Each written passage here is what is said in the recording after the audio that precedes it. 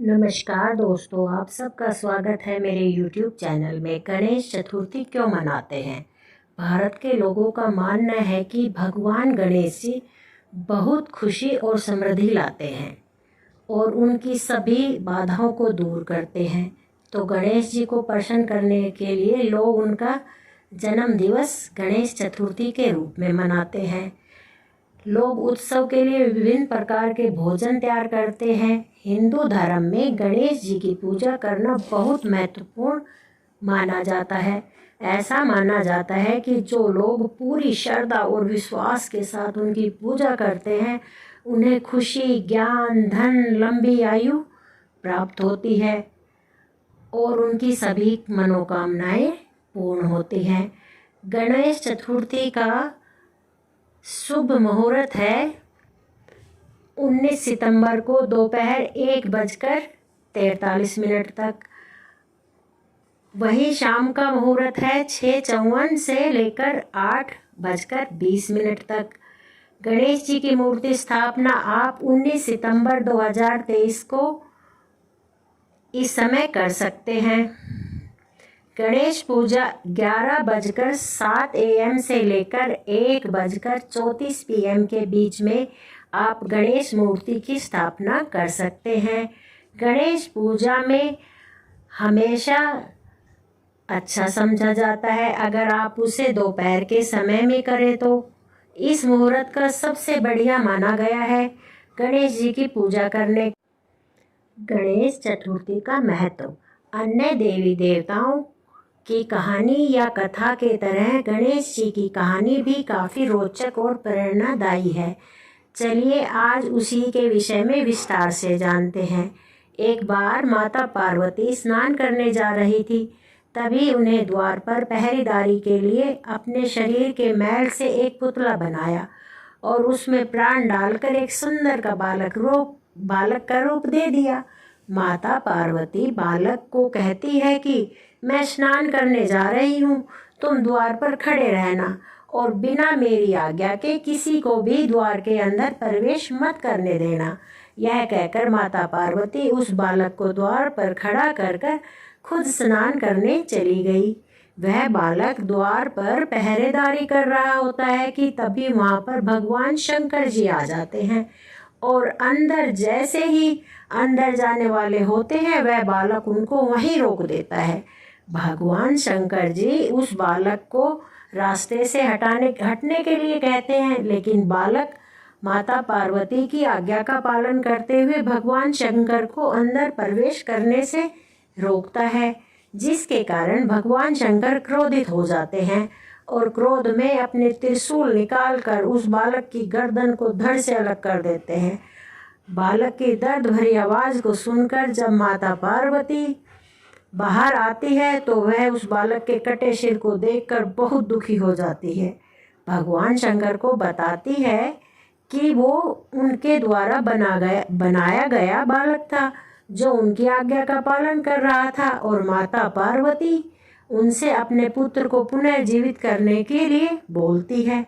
फिर भगवान शंकर अपने सेवकों को आदेश देते हैं कि वो धरती लोक पर जाए और जिस बच्चे की माँ अपने बच्चे की तरफ पीठ करके सो रही हो, उस बच्चे का सिर काट कर ले आए। सेवक जाते तो हैं, उनके एक हाथी का बच्चा दिखाई देता है जिसकी माँ उसकी तरफ पीठ कर सो रही होती है। सेवक उस हाथी के बच्चे का सिर काट कर ले आते हैं। फिर भगवान शंकर जी उस हाथी के सिर को उस बालक के सिर के स्थान पर लगा उसे पुनः जीवित कर देते हैं। भगवान शंकर जी उस बालक को अपने सभी गणों को स्वामी घोषित कर देते हैं। तभी से उस बालक का नाम गणपति रख दिया जाता है। साथ ही गणपति को भगवान शंकर देवताओं में सबसे पहले उनकी पूजा होगी ऐसा वरदान भी देते हैं, इसीलिए सबसे पहले उन्हीं की पूजा होती है।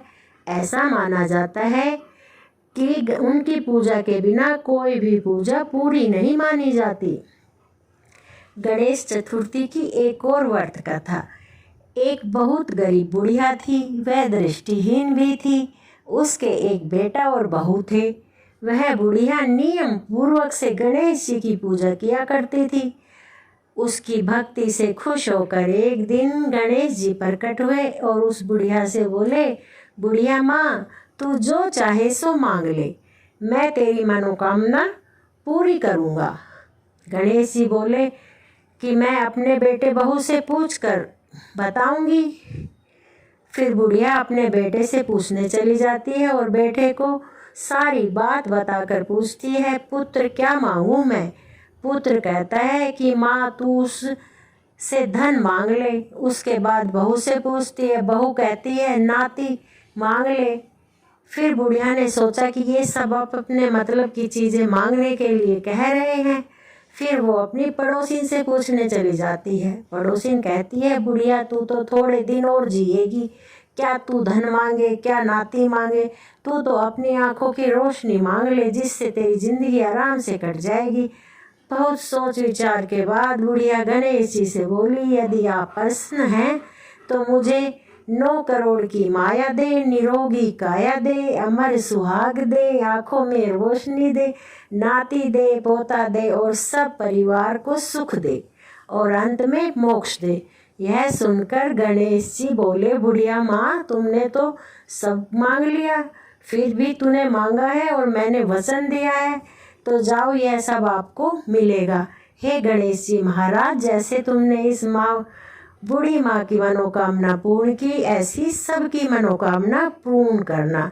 गणेश चतुर्थी की विधि। गणेश चतुर्थी पर आप सबसे पहले सुबह सुबह नहा धोकर स्नान कर ले, लाल कपड़े पहने, क्योंकि ऐसा कहा जाता है कि लाल कपड़े भगवान गणेश को अति प्रिय है।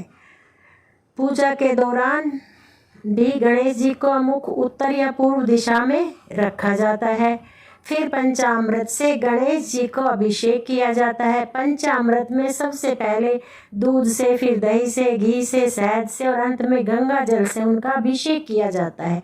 गणेश जी पर रोली कलावा चढ़ाया जाता है और साथ ही सिंदूर भी चढ़ाया जाता है। रिद्धि सिद्धि के रूप में सुपारी और पान चढ़ाए जाते हैं और फिर फल और मिठाई, मोदक गणेश जी को अति प्रिय है, इसलिए मोदक जरूर चढ़ाए और गणेश जी के मंत्रों का जाप करें। गणेश चतुर्थी में यही सब किया जाता है और आप अपनी श्रद्धानुसार कुछ भी कर सकते हैं।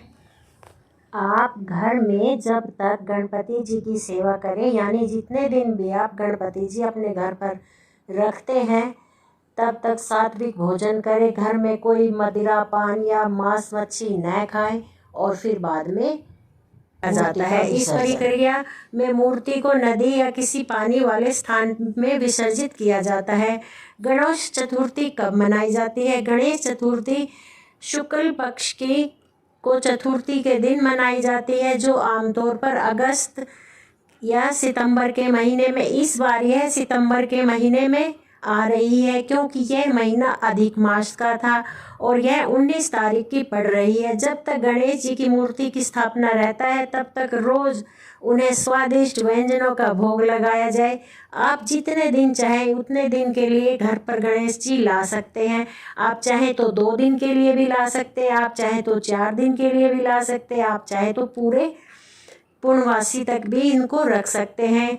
किसी महापुरुष ने गणेश चतुर्थी के सार्वजनिक उत्सव घोषित किया है।